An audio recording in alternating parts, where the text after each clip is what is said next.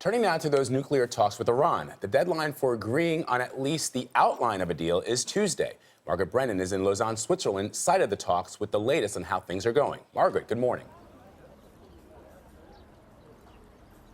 Good morning. Well, here in Lausanne, talks have turned tough, and negotiators say very serious in the past 24 hours. That explosion of violence in the Middle East has only added to the tension.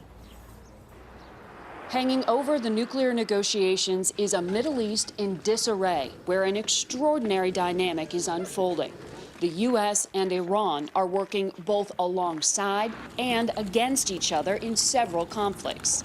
The U.S. is on the opposite side of Iran in Yemen, on the same side in Iraq, and against the Iranian-backed Assad regime in Syria.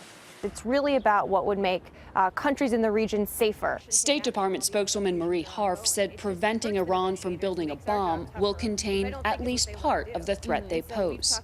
It's precisely because Iran is destabilizing in so many places that we don't want them to get nuclear weapons. If you imagine the kinds of influence they have today, they would have even more influence in the region if they were able to do that, backed up by nuclear weapons. But many U.S. allies in the region distrust Iran and worry their interests are being sacrificed as the administration pushes for a potentially historic deal. Saudi Arabia, in particular, feels immediately threatened by its longtime foe. Iranian-backed militias in neighboring Yemen, Iraq, and Syria are only growing in strength. Democratic Senator Robert Menendez thinks allies should be concerned. A deal with Iran would only limit, not scrap, its nuclear capability and could embolden it.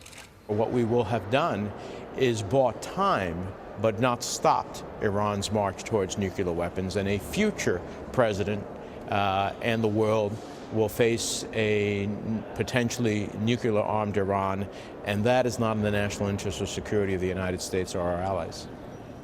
And there's also the possibility that these talks could fail altogether. U.S. negotiators say if that happens, President Obama will have to make a tough decision about whether he's willing to confront Iran and force it to stop its nuclear program. Benita? Margaret Brennan in Lausanne, Switzerland. Margaret, thank you.